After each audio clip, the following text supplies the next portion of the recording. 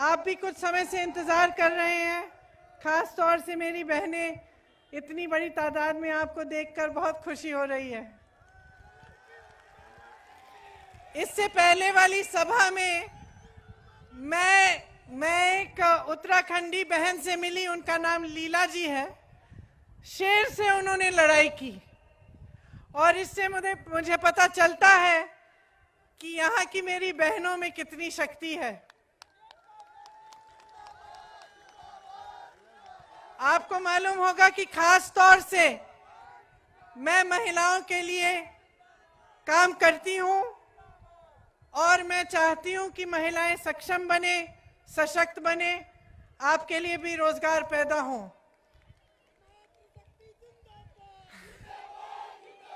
नारी शक्ति, नारी शक्ति। और यहाँ मुझे दिख रही है नारी शक्ति। देखिए, आपके प्रदेश में मुख्य समस्याएं क्या हैं? सबसे बड़ी समस्या बेरोजगारी, दूसरी समस्या महंगाई। ये दो जो समस्याएं हैं, इनके साथ साथ जो सेहत की सुविधाएं हैं, जो यहाँ पहाड़ों में बड़ी मुश्किल से मिल रही हैं, ये आपकी तीन मुख्य समस्याएं हैं। तो इन समस्याओं को हल करने के लिए आपकी सरकार ने पिछले 5 सालों से किया क्या, ये पूछना बहुत ही जरूरी है। देखिए, जो भाजपा की सरकारें हैं, चाहे केंद्र में हो चाहे प्रदेश में हो, वो सरकारें सिर्फ और सिर्फ अमीरों के लिए चलती हैं। उन सरकारों में गरीबों के लिए कोई सुनवाई नहीं है।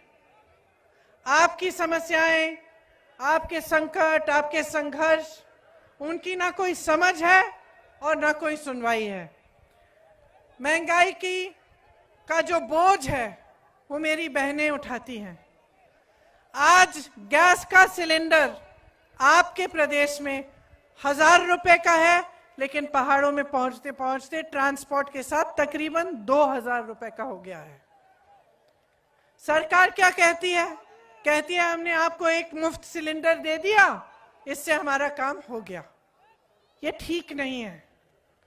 बेरोजगारी इतनी है, सरकार में तमाम पद खाली पड़े हुए हैं, हजारों पद खाली हैं, उनको भरने के लिए कुछ नहीं किया। क्या 5 सालों में इतने 1000 खाली पद दिखे, हजारों बेरोजगार नौजवान दिखे, आप उनको ये पद नहीं दे सकते थे? यहां से पलायन कितना होता है। यहाँ के लोग उत्तराखंड से बाहर दिल्ली जैसे शहरों में काम ढूंढने निकलते हैं। यहाँ पे हुनर है, प्राकृतिक शक्ति है, सौंदर्य है, जिसका पर्यटन में इतना काम हो सकता है। यहाँ पे इतने नौजवान हैं जो मेहनत से कमाना चाहते हैं, लेकिन सरकार की नीयत ठीक नहीं है। सरकार ने कोई ऐसा साधन नहीं बनाया, कोई ऐसी चीज नहीं की जिससे आपको अपने पैरों पे खड़ा होने के लिए वो मदद कर पाए। उल्टा जो छोटे कारोबार हैं, छोटे दुकानदार हैं, जैसे यहाँ मैं बहुत देख रही हूँ, छोटे छोटे बिजनेस हैं, सब तकरीबन बंद होने के कगार पर आ गए हैं। क्यों? क्योंकि सरकार की नीतियां क्या थी? पहले नोटबंदी आई, उसके बाद आप पे जीएसटी थोपी गई, फिर कोरोना हुआ, लॉकडाउन हुआ। उससे सबसे बड़ा प्रभाव जो पड़ा है वो छोटे बिजनेस पे पड़ा है, छोटे दुकानदारों पे, छोटे मैन्युफैक्चरिंग यूनिट पे। और यही यूनिट, यही छोटे दुकानदार, छोटे बिजनेस वाले, छोटे व्यापारी, मध्यम व्यापारी, यही हमारे देश की रीढ़ की हड्डी है। यही नौकरियां दिलवाते हैं, इन्हीं से रोज उद्योगपति हैं जिनको प्रधानमंत्री हर रोज खुश करने का प्रयास करते हैं, जो हजारों करोड़ रुपए हर रोज कमा रहे हैं, वो रोजगार पैदा नहीं करते। देखिए, जो देश की सरकार है उसने क्या किया है रोजगार के लिए। जितनी भी ऐसी संस्थाएं थी, चाहे बीएचईएल हो, चाहे रेलवेज हो, चाहे कोई भी सरकारी संस्थाएं थी जिनसे रोजगार मिलता था, तकरीबन सारी की सारी या बिक गई हैं या उनको बेचने की योजना हो गई है। किसको बेची जा रही है? 2 लोगों को। कौन बताएगा कौन लोग हैं ये? देश के सारे बंदरगाह किसको बेचे? देश के सारे हवाई अड्डे किसको बेचे? पेट्रोलियम, टेलीकॉम, मीडिया किसकी है? तो 2 लोगों को लगभग देश की सारी संपत्ति सौंप दी है। देश का किसान परेशान है, उसको खाद नहीं मिलती, उसका अपने फसल का दाम नहीं मिलता, आंदोलन कर रहा था 1 साल से, किसी ने उसको पूछा? देश का नौजवान बेरोजगार है, कोई आपको पूछता है? लेकिन उनको जरूर पूछते हैं। देश की बजट आई, उसमें स्वास्थ्य सुविधाओं के लिए, शिक्षा के लिए क्या उन्होंने बजट बढ़ाया? नहीं बढ़ाया। आज स्वास्थ्य में कम खर्चा होता है। यहां पहाड़ का इलाका है, यहां पे जब कोरोना हुआ तो क्या हुआ? क्या आपको सुविधाएं मिली? कैसे कैसे संघर्ष किया आपने सिर्फ एक स्वास्थ्य की सुविधा तक पहुंचने के लिए। मुझे याद है, मैं 12 साल की थी, यहीं पे पढ़ती थी मैं देहरादून में। मेरी दादी जी यहां आई, इंदिरा गांधी। आज मैं 50 साल की हूं। मैं जब 12 साल की थी तो मेरी दादी इंदिरा गांधी यहां आई और एक अस्पताल का उन्होंने नींव यहां पे डाली। आज की सरकार ने उस अस्पताल की क्या स्थिति बना रखी है? आप जब बीमार पड़ते हैं तो आपको दूर दूर जाना पड़ता है, आपके लिए कोई सुविधा नहीं है। यहाँ की मेरी बहनें जो हैं, जब गर्भवती होती हैं, जब इनको अस्पताल जाना पड़ता है, जब बच्चे बीमार पड़ते हैं, तो क्या क्या संघर्ष करती हैं ये। 5 साल से यहाँ भाजपा की सरकार है। जब आपके सामने आते हैं तो क्या बात करते हैं? कहते हैं 70 साल में क्या हुआ। मैं जानना चाहती हूं कि इनकी सरकार में क्या हुआ। 3-3, 4-4 मुख्यमंत्री बदले, स्थिर सरकार चलाने के लायक ही नहीं है। आज इनकी ये हिम्मत कि यहां आके आपको कहते हैं रोजगार दिलवाएंगे। कौन से रोजगार दिलवाए इन्होंने 5 सालों में? आज इनकी ये हिम्मत कि आपके सामने आके कहते हैं कि हम महंगाई को घटाएंगे। 5 सालों में कौन सी महंगाई घटाई इन्होंने? आपको पेट्रोल डीजल कुछ नहीं खरीद सकते आप। आपको तो निर्भर कर दिया है एक राशन के पोटले पे। क्या ये होती है सरकार? क्या आप अपने बच्चों को इसलिए बड़ा करते हैं? आप मेहनत से कमाते हैं, अपने खून पसीने से कमाते हैं, अपनी बच्चों को शिक्षित करने के लिए, अपने बच्चों को आगे बढ़ाने के लिए। हर माँ बाप की आशा होती है बेटा बेटी बड़े होंगे, रोजगार मिलेगा, कमाएंगे, हमारी देखभाल करेंगे, उनके बच्चे होंगे, फूलेंगे फलेंगे, आगे बढ़ेंगे। होता है कि नहीं ये सपना? मेरी बहनें, ये आपका सपना है कि नहीं? है ना? तो ये सपना साकार कैसे होगा अगर सरकार कुछ नहीं करेगी? सरकार सोचेगी कि चुनाव के समय यहां आके आपको धार्मिक बातें बोलेंगे, धर्म के आधार पर सांप्रदायिकता फैलाएंगे, जातिवाद कराएंगे और उस आधार पे आप वोट दे देंगे। तो वो काम क्यों करेंगे आपके लिए? आप आंख खोलिए, समझिए कि आपके साथ क्या धोखा हो रहा है। हर बार चुनाव आता है, आज कोई नई घोषणा, कल कोई नई घोषणा, या तो झूठी झूठी बातें कि हम क्या करेंगे, या फिर धर्म के आधार पर कुछ ना कुछ निकाल के देंगे आपको कि आप इसी आधार पर वोट डाल दीजिए। आपको असुरक्षित महसूस कराएंगे, आपके जज्बातों को उभारेंगे ताकि आप जज्बात के आधार पर वोट दे दें। किसका विकास हो रहा है इस देश में? आपका तो नहीं हुआ। तो किसका विकास हो रहा है इस देश में इस राजनीति से?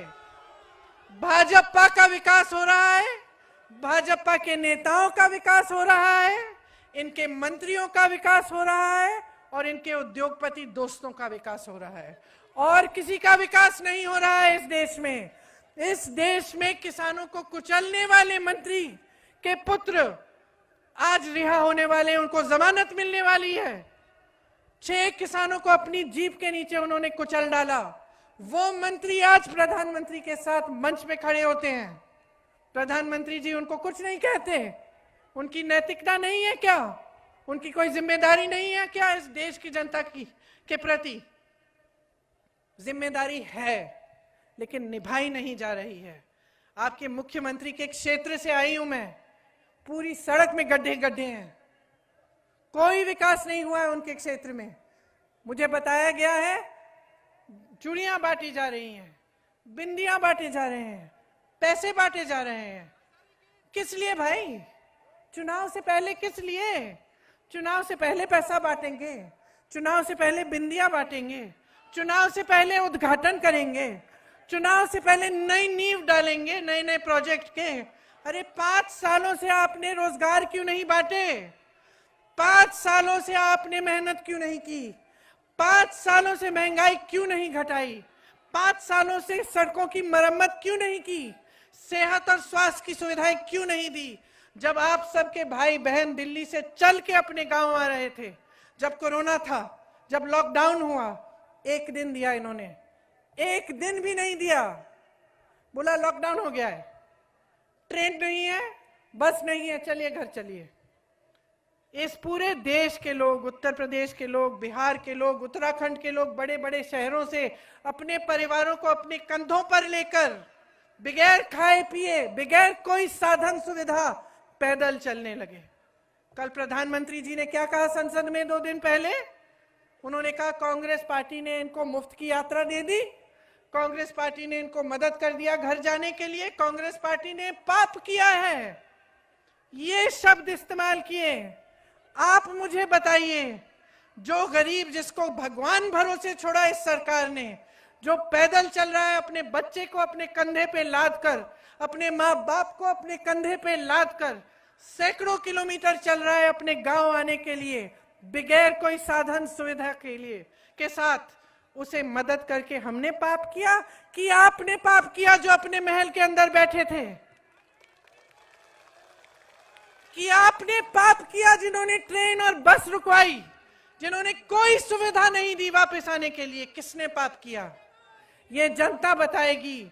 मत भूलो मेरे भाइयों और बहनों की आपके साथ क्या हुआ है, मत भूलो, क्योंकि अगर भूल जाओगे तो किसी राजनीतिक दल का कुछ नहीं होने वाला, आपका नुकसान होगा। 5 साल और नुकसान झेलोगे। 5 साल के लिए एक ऐसी सरकार दोबारा देखोगे जिसने एक बार आपके बारे में नहीं पूछा। सब चुनाव के समय लाइन लगा के आ गए हैं आपको तोहफे देने के लिए, आपसे वोट मांगने के लिए। जब आप मांग रहे थे, जब आप सुविधा मांग रहे थे, जब आप मदद मांग रहे थे, जब आप संकट में थे, जब आपकी दुकानें बंद हो रही थी, जब आपके बिजनेस खत्म हो रहे थे, जब आपके भाई बहन पैदल चल के घर आने की कोशिश कर रहे थे, जब आपने मदद मांगी, आप बीमार थे, आपको कोरोना था, आपने मदद मांगी, कहां थी ये सरकार? कहां थे ये नेता? कहां थे ये हमारे प्रधानमंत्री जी जो चुनाव के समय केदारनाथ बद्रीनाथ जाते हैं? कहां थे? ये सवाल पूछिए और जान लीजिए कि एक बार और अगर आपने भाजपा की सरकार उत्तराखंड में आने दी तो आपसे बहुत बड़ी गलती होने वाली है। और इस गलती को दूसरी पार्टियां से कोई मतलब नहीं है, आपसे मतलब है। आपका जो भविष्य है उसको नष्ट किया जा रहा है। आपके लिए जो करना चाहिए ये सरकार नहीं कर रही है। इनको जवाबदेह बनाइए, इनको सिखाइए कि आपके लिए काम नहीं किया तो दोबारा आपका वोट नहीं मिलेगा।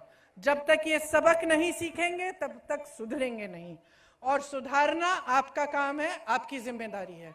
अपने बच्चों के प्रति है ये जिम्मेदारी, अपने नौजवानों के भविष्य के प्रति है ये जिम्मेदारी। इस जिम्मेदारी को अच्छी तरह से समझिए और इसको पूरी तरह से निभाइए। कांग्रेस पार्टी क्या कह रही है? हमें मौका दीजिए, आपकी सेवा करेंगे। हम कह रहे हैं और यहां से जब हम घोषणा कर रहे हैं तो हम करके दिखाएंगे आपको कि आपकी जो समस्याएं हैं उनको दूर करने का पूरा प्रयास करेंगे हम। यहाँ की परंपराओं के साथ छेड़छाड़ नहीं होगी। यहाँ के 4 धाम की परंपरा, यहाँ के शक्तिपीठ, यहाँ के मंदिरों के साथ छेड़छाड़ नहीं होगी। 4 लाख लाख रोजगार बनाएंगे और जैसे ही हमारी सरकार बनेगी वो जो हजारों रोजगार, हजारों पद खाली पड़े हैं उनको सबसे पहले हम भरेंगे। पर्यटन के लिए सुविधाएं बनाएंगे, पर्यटन की पुलिस बनाएंगे जिसमें नई भर्तियां लाएंगे। आप जब बिजनेस शुरू करना चाहते हैं, आपके कारोबार के लिए, छोटे दुकानदारों के लिए हम सुविधाएं बनाएंगे, आपको मदद करेंगे। हम जानते हैं कि आपको कितना संघर्ष करना पड़ा है, इसीलिए हम गांव-गांव तक स्वास्थ्य की सुविधाएं पहुंचाएंगे, नई तकनीक इस्तेमाल करेंगे, ड्रोन के साथ नए नए आधुनिक तकनीक, ताकि गांव-गांव में आपको दवा मिले, ताकि आपको संघर्ष नहीं करना पड़े। गैस का सिलेंडर जो आज 1000-2000 का मिल रहा है, 500 रुपए से ज्यादा उसको हम नहीं बढ़ने देंगे। अगर बढ़ेगा तो सरकार वो पैसा भरेगी, आप नहीं भरेंगे। जो 5 लाख ऐसे गरीब परिवार हैं उत्तराखंड में जिन्हें सबसे ज्यादा संकट हुआ, उनको सालाना 40,000 रुपए दिए जाएंगे, सरकार देगी, ताकि आप फिर से अपने पैरों पे खड़े हों, आपका कुछ समर्थन हो। इसके साथ साथ मेरी बहनें, आपके लिए पुलिस विभाग में जितनी भर्तियां हैं 40% हम महिलाओं को देंगे। सरकारी बसों में आपके लिए मुफ्त सुविधा होगी, आपको कोई टिकट नहीं खरीदना पड़ेगा। उत्तराखंड ने हमारे देश को बहुत वीर जवान दिए, बहुत ऐसे सैनिक दिए जो हमारी सुरक्षा, हमारे देश की सुरक्षा के लिए बॉर्डरों पे तैनात हैं। जो पूर्व सैनिक हैं उनके लिए पूर्व सैनिक कल्याण बोर्ड का गठन होगा, उनके बच्चों की शिक्षा, उनके पेंशन और उनके निकास के लिए योजनाएं बनेंगी। इसके अलावा हम बहुत सारे काम करना चाहते हैं आपके लिए, हम आपके हित में काम करना चाहते हैं। अब समय आ गया है, ये जो राजनीति है जो सिर्फ बड़े बड़े अमीरों के लिए और उद्योगपतियों के लिए काम करती है, इस राजनीति को खत्म करिए, निकालिए अपने प्रदेश के लिए, कि प्रदेश से। ये मौका है, राजनीति को अपने प्रदेश में बदलिए। दिनेश कोडियाल जैसे ईमानदार सच्चे इंसान को, जो अब आपके लिए मेहनत करना चाहते हैं, उनको भारी बहुमत से जिताइए, उखाड़ के फेंक दीजिए भाजपा को उत्तराखंड से। यहाँ कांग्रेस की सरकार बननी चाहिए, यहाँ आपके पक्ष में सरकार बननी चाहिए, आपके हित में सरकार चलनी चाहिए। बहुत बहुत धन्यवाद। जय हिंद।